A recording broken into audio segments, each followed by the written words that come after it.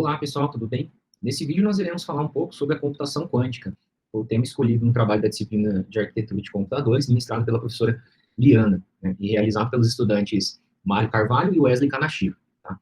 Esse é apenas um breve roteiro do que nós iremos abordar ao longo dessa apresentação. Né? Então, nós vamos falar um pouquinho sobre contextualização breve, né? Algumas definições fundamentais, conceitos importantes sobre a computação quântica, né? Um histórico abordando a evolução da pesquisa sobre este tema, né, ao longo dos anos, quais os benefícios, né, que a computação quântica pode proporcionar nas mais diversas áreas, algoritmos quânticos, aplicações, né, e algumas limitações e desafios nos próximos anos a respeito desse tema, tudo bem?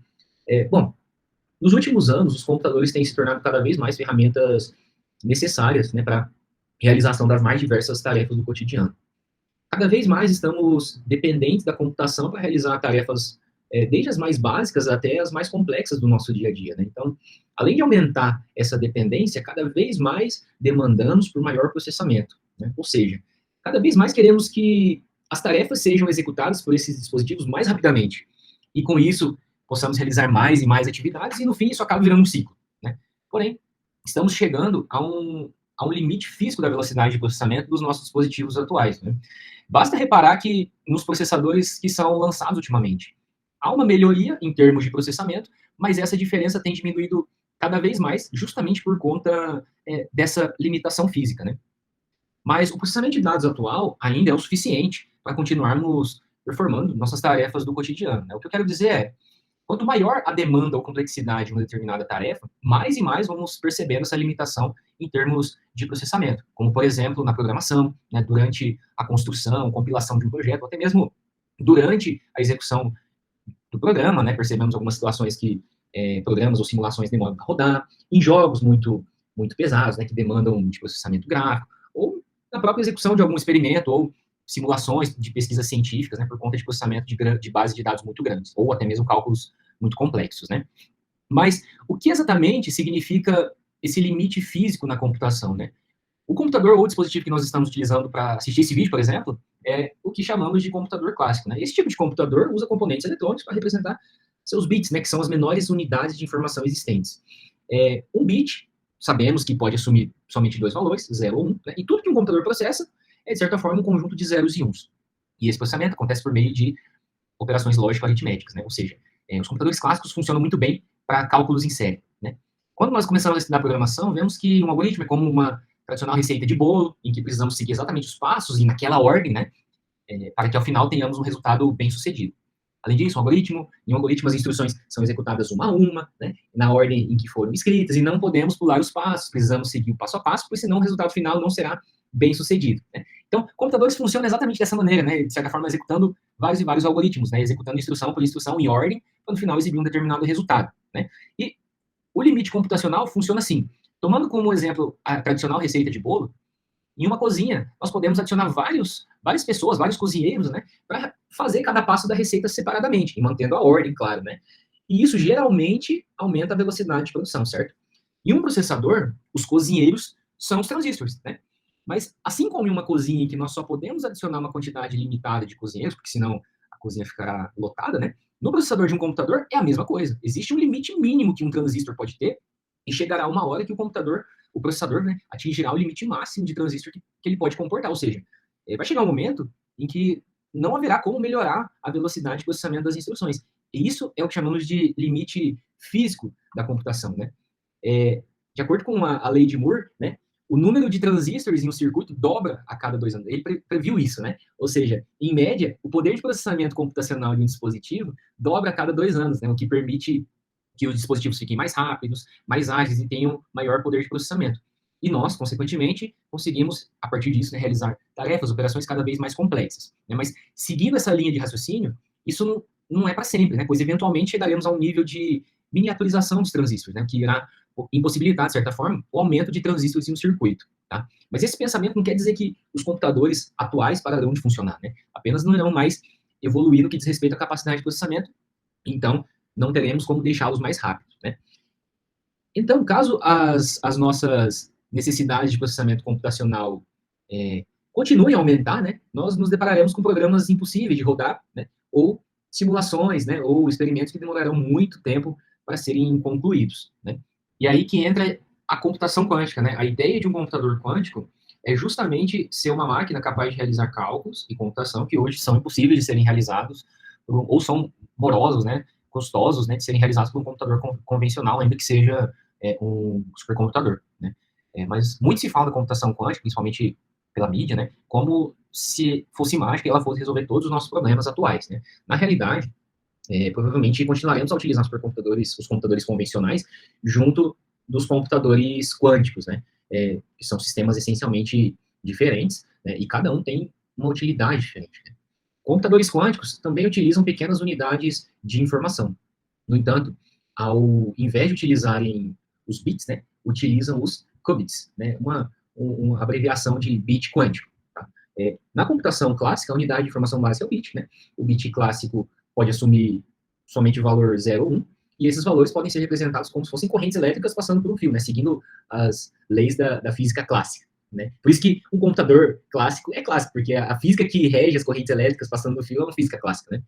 Né? Quando entramos no mundo dos qubits, né, não usamos mais a física clássica para representar a unidade de informação. Neste caso, nós podemos representá-la com alguma propriedade física que segue as leis da mecânica quântica, como, por exemplo, o spin, a rotação de um átomo. Né? Quando os qubits têm seu valor atrelado a alguma propriedade quântica, pode fazer coisas consideradas impossíveis para a física clássica, né? Como, por exemplo, por meio do fenômeno da superposição. Né? E o computador quântico, bits podem assumir valor 0, 1, ou estarem em uma superposição de 0 e 1. E isso pode ter consequências interessantes, tá? Por conta da superposição, né? Um qubit possibilita explorar dois estados simultaneamente. Então, com isso, os computadores com mais qubits, né, bits quânticos, possibilitaria explorar mais e mais estados simultaneamente.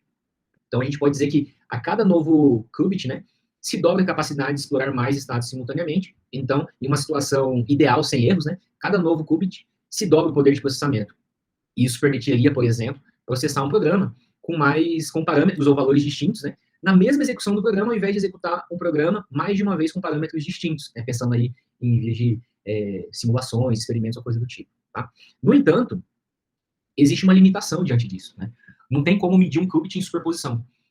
E essa é uma limitação da própria teoria quântica. Tá? Mesmo que o programa seja executado com valores em superposição, no final só seria possível chegar a um único resultado. Então, sempre que tentarmos, né, medir um qubit em superposição, a superposição ela é destruída e o qubit retorna o valor 0 ou 1. Ou seja, não tem como nós nos aproveitarmos, né, da superposição desse fenômeno, né, no resultado final. E assim, executaríamos da mesma forma que o computador clássico faria, né, chegaríamos no mesmo resultado, mas de forma muito complicada. Né?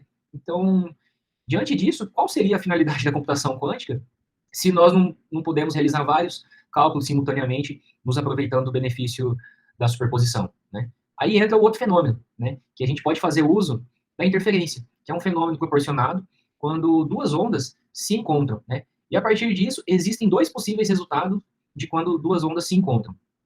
O primeiro pode ser que se somem, né? As ondas se somem, aumentando sua intensidade total, provocando a interferência construtiva, ou pode ser que as ondas se anulem, se subtraiam, diminuindo sua intensidade, né? Que daí chegaríamos à interferência destrutiva.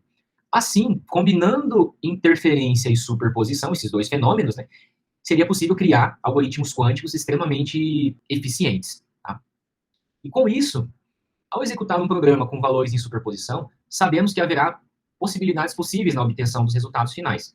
Então, cada resultado final possível, em decorrência da superposição, estará associado a uma onda. Né? E a intensidade dessa onda determinará qual será o resultado final em decorrência da execução daquele programa. Então, tomando como base o exemplo que está sendo apresentado aí, nessa imagem, seja P um programa que será executado com valores V1 e V2 em superposição. Sabemos que haverá dois resultados possíveis, né? R1 e R2, que foi chamado aí de acordo com a imagem. Resultados estes que são distintos, né, em decorrência dos valores V1 e V2. Mas, de acordo com o que foi mencionado anteriormente, apenas um desses resultados será obtido no final da execução do programa. Né? Para a computação quântica, é como se cada um dos resultados possíveis, R1 e R2, fosse associado a uma onda. E a intensidade dessa onda determina a probabilidade do resultado final da execução daquele programa ser R1 ou R2. Logo, se aumentarmos a intensidade da onda aqui, né, de R1, né, se aumentarmos a intensidade da onda de R1, há maior possibilidade do resultado final ser R1, né? Em contrapartida, se aumentarmos a intensidade de onda da onda R2, né, de R2, provavelmente o resultado final será R2. Tá? Dessa forma, usando a interferência, né, ou seja, mudando a intensidade das ondas, é possível manipular probabilidades de tal forma que um determinado resultado seja alcançado. Tá? O campo da computação quântica que conhecemos hoje é resultado de contribuições de pesquisadores das últimas décadas. Né? Esse é um breve histórico que representa a evolução das pesquisas em computação quântica. Em 1985, David Deutsch propôs o conceito de uma máquina de Turing quântica e lançou, né, as bases teóricas para a computação quântica. Em 1994, por exemplo, Peter Shor apresentou o primeiro algoritmo quântico, capaz de fatorar grandes números exponencialmente mais rápido do que os algoritmos clássicos, perdão. Foi considerado um marco, né, na área, nas pesquisas da área, né, e demonstrou o potencial da computação quântica, pois mostrou que aceleraria a velocidade com que os números usados, né, para manter uma chave criptográfica de sistema de criptografia, como o RSA, podem ser divididos. Tá? Logo em seguida, em 1996, outro programa foi proposto por Love Groover, né, que trata como buscar itens em uma grande base de dados, né, de forma melhor do que os algoritmos clássicos. Né? E nos últimos anos, empresas como Google, IBM, até mesmo a Microsoft, já não está aí, mas até mesmo ela, apresentaram contribuições significativas para o desenvolvimento, né, tocante ao desenvolvimento de hardware para computação quântica. Tá? Embora a computação quântica tenha potencial para ser mais poderosa que a computação clássica, né, em certas áreas ainda é um campo emergente, né? E mais pesquisas são necessárias para entender completamente suas capacidades e limitações. A computação quântica, ela pode proporcionar benefícios em diversas áreas de pesquisa, né? Como, por exemplo, área de descoberta de medicamentos, né, que por meio de simulações químicas e complexas pode acelerar o processo de descoberta de novos medicamentos, aprendizado de máquina, né, no tocante à análise e processamento de grande quantidade de dados, na área de criptografia e segurança, né, a computação quântica pode ser usada para quebrar certos códigos de criptografia, que atualmente são considerados seguros em alguns computadores clássicos, né? Então, a computação quântica tem o potencial de revolucionar essa área da criptografia, podendo deixar os sistemas até mesmo muito mais seguros do que atualmente. Em simulações de mercados financeiros, né, possibilitando otimização de robôs, estratégias de investimento, né, beneficiando as instituições financeiras, né, um outro benefício da computação quântica está relacionado à simulação, previsão de sistemas climáticos complexos, né, que pode ajudar na tomada de decisão relacionadas às mudanças climáticas, na modelagem de sistemas climáticos, né, pode ajudar na área das engenharias, né, no tocante à simulação das propriedades dos materiais, auxiliar na descoberta e projeto de novos materiais com propriedades em níveis atômicos e moleculares, por exemplo, né, na área logística, em relação à otimização da cadeia de suprimentos, que pode melhorar, por exemplo, a eficiência e, consequentemente, reduzir custos para empresas, né, e resolução de problemas complexos e de otimização também. Agora eu vou falar um pouquinho sobre as portas quânticas, né, porque elas serão abordadas posteriormente nessa apresentação, quando o Mário for falar sobre os algoritmos quânticos. Tá? Então, começando aqui pela porta NOT, né, ela é análoga à porta NOT da computação clássica, né, inverte o estado do qubit, troca do estado 0 por 1 ou vice-versa, né, então, se o estado for 0, inverte para 1, e se o estado tiver em 1, inverte para 0. Tá? As portas de fase frequentemente utilizada em algoritmos quânticos, né, para implementar principalmente rotações de fase controladas e manipular estados quânticos, desempenha um papel fundamental na criação de superposição de estados, né, e outros aspectos da computação quântica. Atua em um único qubit, realiza uma rotação de fase de π sobre 2, né, 90 graus, no estado 1, enquanto deixa o estado 0 inalterado. Então, se, por exemplo, o qubit estiver no estado 0, permanece inalterado após a aplicação da porta de fase, e se o qubit estiver no estado 1, é aplicado, né, uma fase de π sobre 2, 90 graus, ao estado 1, transformando, assim, esse em uma fase complexada. Tá? A porta de Hadamard é uma das portas quânticas mais fundamentais, amplamente utilizadas na computação quântica, no tocante à criação também de estados superpostos. Né? Realiza superposições da seguinte forma. Tá? Se o qubit estiver no estado 0, transforma um estado superposto em um estado superposto igualmente ponderado, nos estados 0 e 1, e se o qubit estiver no estado 1, transforma em um estado superposto igualmente ponderado nos estados 0 e 1, mas com mudança de fase de π, né, 180 graus, aplicada ao estado 1. Beleza? A porta CNOT, né, Controller Not, também conhecida como porta de controle X, é utilizada em operações entre qubits de controle e alvo. Né? Então, se o qubit de controle está no estado 0, o estado do qubit alvo permanecerá inalterado, E se o qubit de controle estiver no estado 1, a porta C0 realiza a inversão do estado do qubit-alvo. E a porta CZ, controle de Z, utilizada também em operações entre qubit de controle e alvo, só que ao invés de realizar a inversão no qubit-alvo, aplica uma mudança de fase, né, uma rotação no qubit-alvo, com base no estado do qubit de controle. Tá? Então, funciona da seguinte forma, né? Se o qubit de controle estiver no estado 0, o estado do qubit-alvo permanecerá inalterado, e se o qubit de controle estiver no estado 1, a porta CZ aplicará uma mudança de fase, né, de π, 180 graus, no qubit-alvo. Agora eu vou dar continuação à nossa apresentação, onde eu estarei falando sobre o algoritmo de Shor, ok? Esse algoritmo é um algoritmo muito importante para a área da computação como um todo, não somente a área da computação quântica, porque ele resolve um problema de maneira extremamente eficiente, que no caso é o problema aqui da fatoração, né, de números primos, tá? Ao longo dessa apresentação eu vou estar trazendo outros algoritmos, e a ideia aqui é nós termos uma visão mais completa e detalhada, né, sobre como que esses algoritmos funcionam e como que eles usam aquelas portas lógicas que já foram apresentadas, ok? Vamos lá. Bom, o algoritmo de Shor, né, ele foi desenvolvido ali lá pela década de 90, ok? Ele foi desenvolvido por essa pessoa chamada Peter Shor, que, por coincidência, né, deu o nome aqui ao algoritmo, tá? Esse algoritmo ele foi um grande marco aí para a área da computação quântica, porque pela primeira vez, né, a gente tinha um algoritmo sólido e funcional, né, capaz de resolver um problema, né, da atualidade utilizando os princípios aí da computação quântica, tá? Então isso aqui foi considerado revolucionário para a época. Esse algoritmo ele resolve o problema, né, da fatoração de números primos de forma extremamente eficiente, né? Ele resolve basicamente aqui em raiz de n, né? Só para você ter uma noção, né, os algoritmos atuais, ou os algoritmos clássicos, eles chegam muito longe disso aqui, tá? Isso aqui é uma forma extremamente eficiente, né, para o resultado para esse problema, ok? Falando mais um pouquinho sobre o algoritmo de Shor, tá?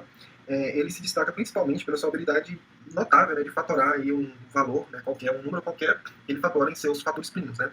Mas o que é isso de fato, tá? Imagina que você tem o número 51, por exemplo. O problema diz que você precisa encontrar quais números primos que multiplicados entre si resultam no 51, tá? Então, no primeiro momento, para números pequenos, esse problema ele parece ser tranquilo, né? O que eu preciso fazer, basicamente, é enumerar aqui, né, todos os números primos até 51, né? E após eu fazer isso, né, todos os números primos que existem, na verdade, entre 2 e 51, né? E após isso eu vou testando, né? Eu multiplico isso por esse, pego esse resultado, se então deu 51, multiplico por esse, e aí eu consigo chegar no valor, tá? Então, no primeiro momento, a gente já nota que isso não é um problema tão trivial, né? Se você pegar aqui o número, esse número aqui, 19.671, após várias e várias horas de tentativa, você vai chegar nos seguintes números primos, né? 79, 83 e 3, tá? Multiplicados entre si, eles geram aqui o número 19.671. Bom, a partir de um ponto, a gente começa a ver que não dá para simplesmente sair numerando todos os números primos e sair multiplicando eles. Imagina que você tenha que fatorar esse número. Sim, isso aqui não é um texto, isso aqui é um número completo, tá? Que começa do 2 e termina no 7 aqui. Eu acredito que só para você conseguir enumerar todos os primos até aqui, já vai ter passado um tempo enorme, né? E aí, para você fazer essas combinações aqui, também já vai se passar um tempo maior ainda, né? Então, isso acaba ficando inviável com a computação clássica, tá? Então, isso parte de motivação, né, para que a gente possa entender a importância desse algoritmo de Shor, que é para a área da computação, tá? Esse é um desafio clássico, né, na área de criptografia, né, o algoritmo RSA, né, é um algoritmo extremamente utilizado por bases de segurança, onde a ideia dele é basicamente trabalhar com essas questões de faturação, né, só que eles trabalham com números de escala colossal aqui, né. A ideia é que leve tanto tempo computacional para você conseguir fatorar o número, né, descobrir aqui a chave, que fica inviável qualquer pessoa testar isso aí de casa, né. Então isso torna usar o algoritmo seguro, tá? Só que o algoritmo de Shor ele começa a mudar isso aí, né, porque ele traz a complexidade para a raiz de n, ok? Como ele traz a complexidade para a raiz de n, a gente entende que essa potencial, né, na verdade esse potencial que o algoritmo tem para poder quebrar esses números, né, esses códigos aí, das criptografias atuais, eles acabam, na verdade, sendo um problema para os sistemas atuais que são baseados nessa tecnologia RSA, tá? Então, assim, a programação quântica, né, a computação quântica, ela vem aí para resolver alguns problemas, né, mas isso implica na criação de soluções mais modernas, e a área da criptografia vai ser uma das áreas aí mais afetadas com o passar do tempo, tá? Ok. Principalmente porque antes o que era impossível para um computador comum, por exemplo, fatorar esse número aqui em termos primos, tá? Na computação quântica a gente vai conseguir resolver isso aqui em raiz quadrada de n operações, tá? A gente vai falar um pouco mais sobre isso mais na frente. O funcionamento básico, né, desse algoritmo, ele segue aqui alguns princípios da mecânica quântica, tá? Então, como já foi falado, a gente já viu aqui sobre algumas portas, tá? A gente já viu aqui a porta NOT, né, a porta Shor, né, a porta C0, né, a porta de Hadamard, né? E também a gente vai ver mais na frente algumas outras portas, tá? Então, com base nesses princípios aqui da mecânica quântica, né, para a área da computação quântica, né, na verdade que é portas, né, a gente vai conseguir estar entendendo melhor como que esse algoritmo funciona, tá? Então, como qualquer algoritmo de computação quântica, esse algoritmo ele explora o princípio de superposição, tá? Isso aqui já foi falado, tá? Um qubit, tá? Vamos desenhar aqui um qubit. Ele é um bit que está em superposição, né? Que ele pode aqui ter o valor 0 ou 1, né, ao mesmo tempo, ok? Então, basicamente, todos os algoritmos vão explorar aqui essa característica aqui da superposição, tá?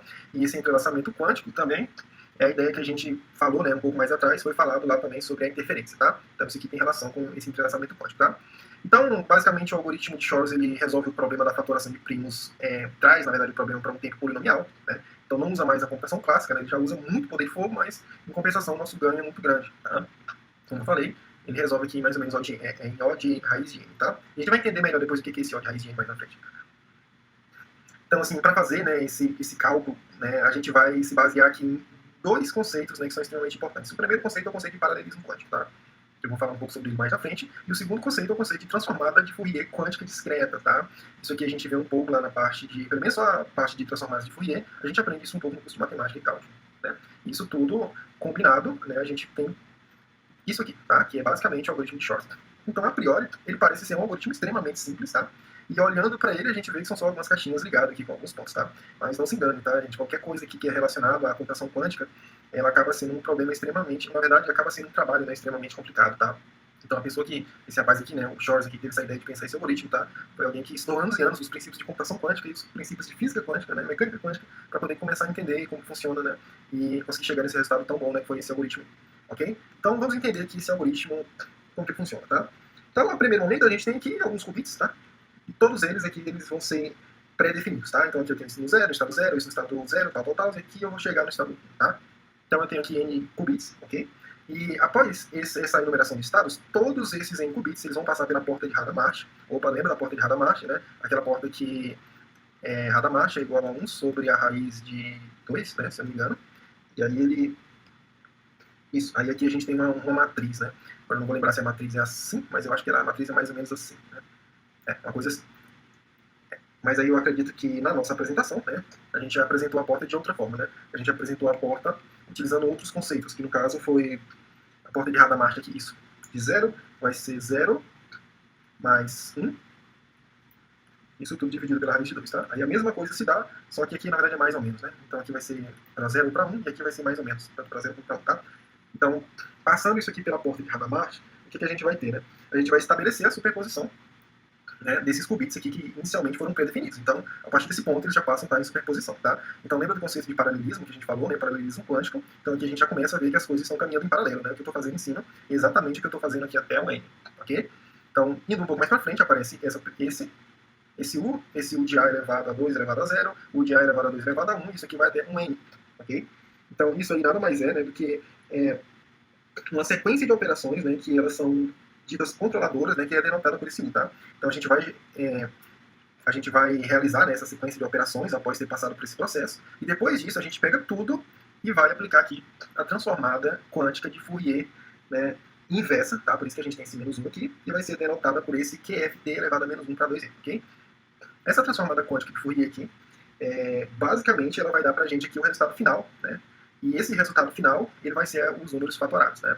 Então, assim, a primeiro momento parece ser um algoritmo razoavelmente simples, mas os conceitos que estão por trás aqui são conceitos extremamente pesados, tá? Inclusive o hardware para poder utilizar isso aqui é um hardware praticamente inacessível à maioria das pessoas hoje, né? Mas na frente eu vou falar que a IBM, né, sobre a IBM, que ela está com umas propostas boas sobre trazer isso aí para a população, tá?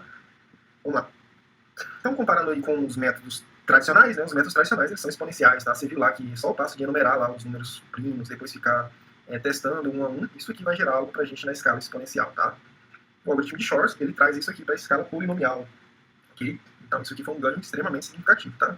Isso aqui é muito importante, tá? Principalmente quando a gente tem grandes números primos, tá? Achar números primos por si só já é um problema, né? E encontrar números primos muito grandes também acaba se tornando um problema ainda maior, né? Então o algoritmo de Shor, ele acaba sendo muito útil nesse quesito. Algumas limitações, né, desse algoritmo é que um computador clássico ele levaria milhões de anos para decompor um número grande, né? E para a gente conseguir rodar esse algoritmo, que seria o algoritmo de Shor, a gente vai precisar de um computador quântico. E aí começa o problema, tá? Os computadores quânticos hoje não são algo que é acessível, você vai em uma loja ou um montador e compra, né? São computadores extremamente complexos que hoje em dia só algumas empresas, como IBM, Google e Microsoft têm, ok?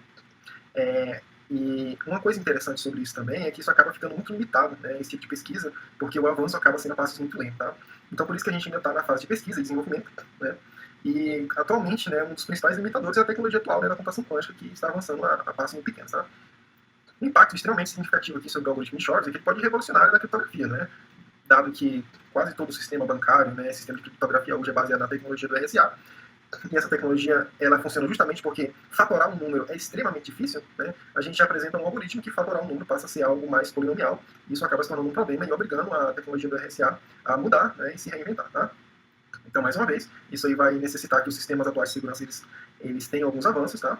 E o impacto disso aí vai ser extremamente significativo, basicamente, em todas as áreas aí da tecnologia da informação, tá? Ok. Vamos falar agora um pouco sobre o algoritmo de Grover, ok? O algoritmo de Grover, ele é um segundo algoritmo, um algoritmo quântico, né? Um algoritmo que roda em cima de conceitos da computação quântica, e ele é um algoritmo também extremamente eficiente quando se fala de busca de dados, tá? Em listas não ordenadas, um conjunto de dados não ordenados, tá? Então, vamos para a gente começar a entender ele, vamos dizer aqui que você tem uma lista telefônica onde você foi só anotando todos os números, né? Você foi só jogando, não tem uma ordem, não estão ordenados, então aqui vai estar o 3, o 4, aqui o 2, aqui o 100, por exemplo, né? Não, esses números eles não estão ordenados. Então a ideia é que qual o tempo que eu vou necessitar para que eu consiga, na verdade que eu vou ter N números, tá? Então qual o tempo que eu consigo achar um número ou saber se o número está na minha lista, né? Então eu olho aqui o número X, tá? No X, por exemplo, 3, eu quero saber se o 3 está aqui dentro dessa minha lista, tá? Então, meu tempo médio aqui, né, vai ser basicamente N dividido por 2, né? Considerando que ele está no meio aqui da minha lista, né? Então, eu vou fazer N dividido por 2 comparações, tá? No melhor caso, né, eu vou fazer aqui uma comparação, né, que é quando ele já acha logo como o primeiro. E no pior caso, eu vou fazer N comparações, tá? O problema disso é que quando a gente tem base de dados extremamente grandes, onde a gente já começa a ir aqui para casa aqui dos 10 a 9 itens, por exemplo, né? Isso aqui já começa a não ser tão viável assim, né? Uma das coisas interessantes é que isso aqui precisa estar nessas bases de dados, é interessante que elas estejam não ordenadas, tá? Porque se já tiver ordenado, a gente tem alguns algoritmos eficientes, né? Como, por exemplo, a busca binária, né? Que consegue fazer aqui um processo de quebra e é extremamente eficiente para poder encontrar isso aí, tá? Então, vamos lá, né? Falando um pouquinho aqui sobre o algoritmo de Grover. Ele foi desenvolvido por essa pessoa, né? Love Grover, em 1996, tá? Então, observe lá que o Shorts foi desenvolvido em 1994 e o Grover foi desenvolvido 2 anos depois, tá? Então, basicamente, ele entra na categoria dos algoritmos de busca, né, que é chamado de busca quântica, e ele é destinado a acelerar os processos de busca nas bases de dados não estruturadas. Né? Então, observa, a base de dados ela tem que estar não estruturada, porque aí a gente tem muito do algoritmo da computação clássica mesmo, que resolve em tempo polinomial. Tá? Esse algoritmo também foi um importante marco, né, para a computação quântica, né, porque foi basicamente o segundo algoritmo, de fato, né, que resolvia um problema específico real, né, de forma extremamente eficiente. Tá? Então, a gente vai entender um pouquinho aqui como que ele funciona, mas ele também vai usar os conceitos de superposição, em vez de utilizar, né, o escalonamento, tá? E dessa vez ele vai usar a interferência, tá? Esse conceito de interferência também já foi falado, tá? Não vou me adentrar nesse ponto, tá? Então, ele, assim como qualquer algoritmo de computação quântica, ele vai usar aqui o conceito aqui, né, de qubit, né? Onde a gente vai ter bits aqui em superposição, tá? Então, ele basicamente amplifica a probabilidade de encontrar um item desejado em uma lista não ordenada, né? Então, se a minha lista é extremamente grande, imagina que eu tenho uma lista desse tamanho, né? Eu vou conseguir reduzir isso aí para um tempo polinomial, né? Então, a gente vai conseguir chegar nisso, tá? A gente vai entender isso aí, tá? Então é extremamente mais rápido, né, a busca comparado com as buscas clássicas que a gente tem atual, tá? Então a gente vai precisar de dois conceitos iniciais aqui, né, que é a porta Pauling X, tá? E ela basicamente faz lá o que a porta lá NOR faz, né? Ela muda lá o sentido, né, do bit. E a gente vai usar também a porta de Hadamard, tá? Que também já foi falado, tá? Aqui a fórmula da função de Hadamard, né? Então, partindo desses dois princípios, a gente tem o algoritmo de Grover, né? O algoritmo de Grover ele também parece um algoritmo extremamente simples, tá? Porém, a gente tem aqui um laço de repetição no meio, e a gente vai ver que esse laço de repetição aqui é o que torna ele extremamente eficiente. Tá? Então, como que esse algoritmo funciona de fato? Né? Observando aqui, a gente já vê que a porta de Hadamard também é aplicada aqui. Né? A gente tem algumas outras operações que são aplicadas nesse meio, e agora eu vou explicar o passo a passo de cada um. Tá? Vamos lá. Primeiro momento, né, assim como o algoritmo de Shor's, a gente também vai precisar, né, preparar os bits para que eles entrem em estado de superposição. O que a gente vai fazer? Vai usar, né, a porta de Hadamard. Né? A porta de Hadamard coloca um bit em estado de superposição, maravilha. Então entrou aqui, né? Então lembrando que isso aqui vale para in. Né? Na verdade, os qubits, tá? Então não são bits. Após isso, a gente vai aplicar um conceito que ele chama de oráculo, tá? Em cima dos meus itens desejados. Né? Esse oráculo ele marca aí se o item ele está ou não com o estado inicial desejado. Né? Então lembra que a gente está com um problema onde eu tenho uma lista, né? x1, x2, x3 até xn, certo? Até xn, e eu preciso encontrar aqui o meu xy, né? Um xn, por exemplo, né? Então, a primeiro momento, após aplicar a porta de Hadamard, a gente vai ter que verificar aqui, né? Se, na verdade, a gente passa por esse oráculo, né? Que verifica aqui se é ou não o estado inicial, tá? Eu acabei riscando bem aqui esse slide, né? Mas acabou que complicou um pouco. Vou tirar aqui um pouco, né? E a gente vai ver que essa parte aqui do oráculo, isso aqui vai se repetir várias vezes, tá? Vamos lá.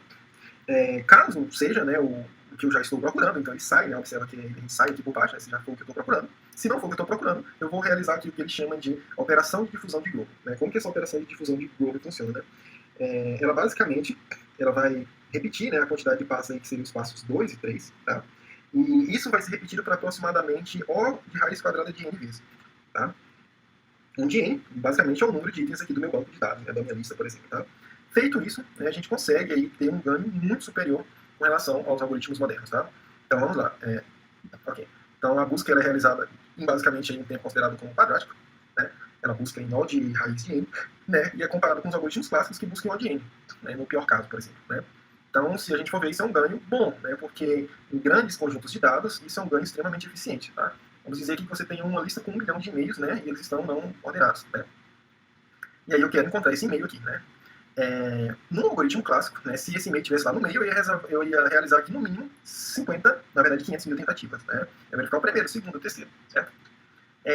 No pior caso, eu iria realizar as 1 milhão de comparações. Tá? Com o algoritmo de Grover, ele é sempre raiz de n, né, comparações, então a gente vai ter aproximadamente aqui, raiz quadrada de 1 milhão dá 1000 tentativas. Então, se a gente for ver, é um ganho extremamente significativo. Né? Você partir aqui de 500 no caso médio e 1 milhão para o pior caso, e você chegar em 1000 tentativas é um ganho extremamente significativo, né? E muito mais rápido. Tá? Então, isso aí pode ser utilizado, né, em aplicações práticas como na área de busca, né, em bancos de dados, bases de dados não ordenadas, né, resolução de problemas, né, que existem algumas restrições, aplicação de criptografia e na área também de otimização. Tá? Então, uma série de ganhos aí, mais uma vez, a aplicação de algoritmo de computação quântica. Né? Mas os desafios que a gente tem para esse algoritmo. Mais uma vez, acho que o principal desafio é o principal desafio de qualquer algoritmo quântico. Né? Ele precisa de um computador quântico para rodar. Tá? Ele é extremamente sensível a erros de desvio em decoerência quântica. Tá? Então ele não é preciso. Tá? Por isso que a gente tem essa quantidade de repetições aqui, né? Para poder garantir aqui mais ou menos um resultado próximo que a gente quer. Tá? Mas ele é um pouco sensível. Mas à medida que a computação quântica for evoluindo, isso aqui não vai mais ser um problema. Tá? E ele também ainda está em fase de pesquisa e desenvolvimento. Né? Melhorias podem ser aplicadas aqui a esse algoritmo. Né? Você pode chegar aqui e falar, olha, eu acho que se a gente colocar uma outra porta aqui e fazer uma transformada aqui, a gente pode chegar no resultado mais acurado e reduzir isso aqui, por exemplo, para dividir por 2. Né? Maravilha. Quem conseguir, tá de parabéns. Tá?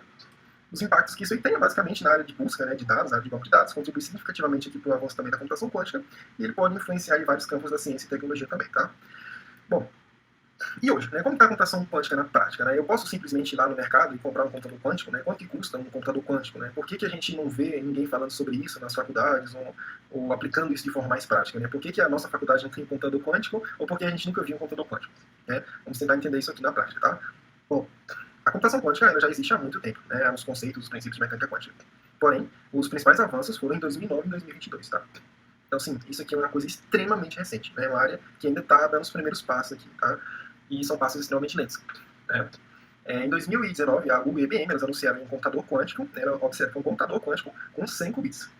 Né? Bom, para mim, parece algo aparentemente, né, simples, né, que eles fizeram, né, qualquer pessoa poderia pensar isso. Ah, mas 100 qubits, né? Então, esses 100 qubits foram suficientes para resolver um problema em 3 minutos que levaria 10 mil anos em um computador clássico. Né? Então aqui a gente já começa a entender o poder da coisa. Né? Mesmo sendo algo extremamente novo, mesmo sendo algo que esteja evoluindo a passos extremamente lentos, né, a gente tem aqui já um ganho e os primeiros avanços aqui que são extremamente importantes. Tá? Bom, em 2022, a IBM, né, ela avançou novamente aqui e conseguiu fazer um computador quântico com 433 qubits. Né?